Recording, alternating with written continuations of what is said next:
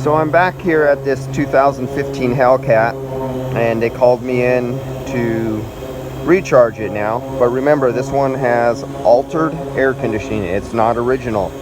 This was the one where they took out the original intercooler for some reason, and they added a aftermarket plate heat exchanger with an aftermarket old style expansion valve from that we used to use back in the 1960s, 1970s. This style like this, with their hose clamps on, I hope, refrigerant line. Yes, refrigerant line, and it even says for YF. Okay, yeah, they just cut and put hose clamps. This is the glycol loop. This is the refrigerant. Okay, this one they got a real refrigerant hose on with real refrigerant clamps, and this one they just did the old hokey pokey.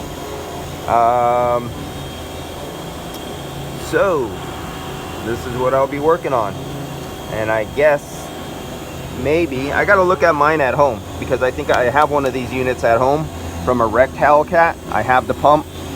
I can't remember if I have the plate heat exchanger or not. I don't think I have the plate heat exchanger, but he might have upgraded his plate heat exchanger, and I'm thinking this is what they're doing, some sort of kit, because they moved this up from 700 horsepower and they modified it, and it now can do 1,000 horsepower. And so what I'm thinking he did was, because of the horsepower and the extra boost, they got extra heat. So I'm thinking they went to an aftermarket source and they got a bigger tonnage heat exchanger. They didn't do much on that valve there. I mean, I could have figured it out for them. I wish you would have contacted me first. And I know what they're trying to do. They're trying to bring down the temperature of, because it has more horsepower, the glycol and the boost is up, so that means they have more heat. That means they're trying to remove more heat with the glycol, so it's putting more BTUs into the glycol through the heat exchanger into intake manifold, and they need to get rid of it. So part of their 1,000 horsepower, boost going up to 1,000 horsepower was most likely putting a higher BTU plate heat exchanger right here. That's this device underneath the rubber right here, and then hook it up to the glycol system. Other than what they should have done too while they were at it was boost the capability of the glycol system, because you're going to dump more BTUs into the AC. So they should have did the same thing and boosted their output on their glycol heat exchanger in there. That they left factory. What else could they have done? I know what they're trying to achieve, and I guess that's why he has this, because what he's doing here, and I explained back in the other video, because this was originally never intended for automotive use, because these are water pipe plug threads on here, and when you go into full boost and he wants all the horsepower he can, and he wants all the refrigerant and the capacity of the refrigerant cooling to be dumped right to the glycol so it could do everything it can, they have the valve in here cutting off, totally butterflying off the refrigerant level, or the refrigerant return to the compressor. But I think he should have done that on the other side. Like if you're in refrigeration or something like that, you do it on the liquid line, put a solenoid valve here, and cut the flow of refrigerant to the expansion valve feeding the evaporator. Because what you're going to end up with the effect this way is that, yeah, whoever designed this was kind of thinking, but what they didn't understand is that this is a hot, high pressure liquid. This is only vapor returning, and they teed in here, and this is going down to the compressor right there. So what they did was, the expansion valve still remains in full operation and open. So this hot, high pressure liquid, when you're doing your quarter mile or you're doing some hot rodding and you're making your boost, all that liquid is still squirting through the expansion valve, building up inside the evaporator and the evaporator return line up to this point, because they turned it off. So basically They just invented a system where they turned their evaporator into an accumulator, and when he needs the most cooling, what they did was they're dumping all the refrigerant into the evaporator and starving his plate heat exchanger for his glycol system. They had the right idea. They tried, but I know what's happening. It's all dumping as fast as they're going, as fast as that liquid line is building up. It is going right back into that line right there, right at the tip of my finger. You see there? It's going right there. And let me see if I could follow it. Hold on. Let me get my...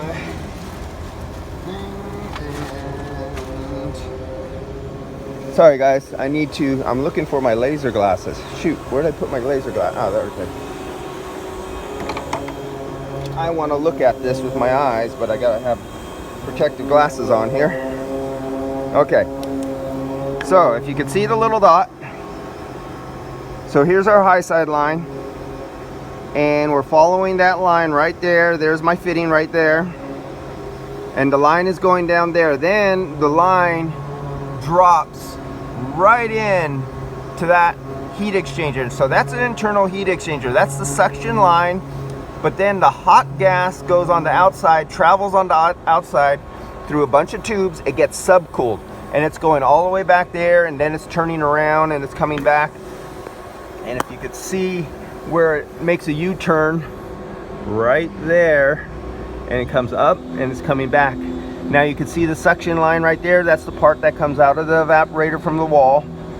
And then there's the liquid line coming back out right there again. So now that's subcooled, high pressure liquid, and it's feeding right into the H block expansion valve right there that goes into the evaporator. And then on its way out back, the suction line comes this way, comes back there, and then they turn this off and it makes a dead stop right there. So this is under low pressure. So this will be your 27, 31 pounds, whatever PSI all the way back into the evaporator. But you shut it off here and you're going to be cramming high pressure liquid right into it. It's just going to keep on dumping there, lowering your overall efficiency and your level of refrigerant. And what they want to do is they want to dump to get all the maximum cooling.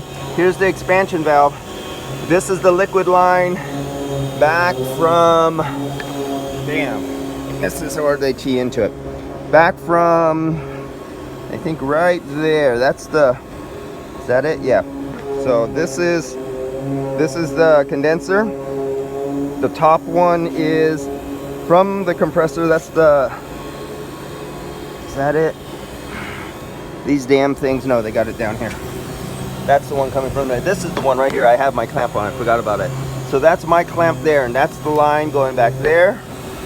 Let me see if I could get my hands on this, because I want to trace this back and show you. This is going to be messy, but I can't get under here. Okay, so I'm going to turn upside down. Sorry guys. But here is the line, all janky. It's rubbing against sharp plastic down here. It's coming back up. It's going up. What's this line here? There's another line right here. Okay, so that's going back up. Let's see if I can follow that.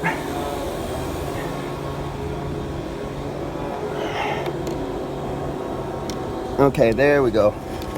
So it's right here.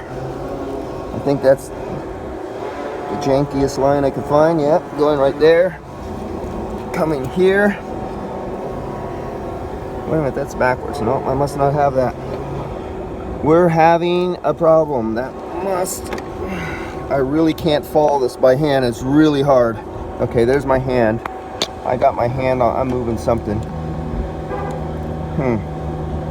Oh, there's a T down there. Okay, it's going into a T out of the liquid, out of the lower of the condenser. God dang it, I would get a call right now. I could ignore that one. Okay. So, they're teeing off this liquid line down here. You can't see it. It's buried as all hell. But they got another straight 90 water tee down there. And they're teeing off this liquid line that feeds the evaporator this way. They're teeing off They're coming right here. This is going into a T to their liquid line, feeding into the expansion valve. And that is what they are doing.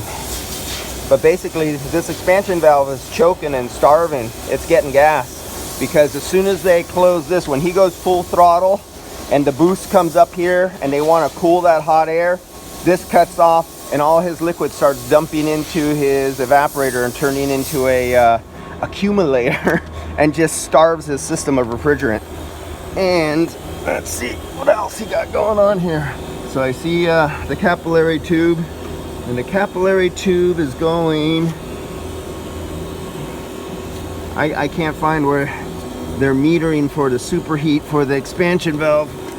I don't feel that. I'm trying to feel through because this is all rubber insulation and I can't feel where they're going with that. So I would like to be able to talk to this customer and I can actually improve their cooling for their glycol system so he could lower his intake manifold temperature, because he ain't doing shit right now.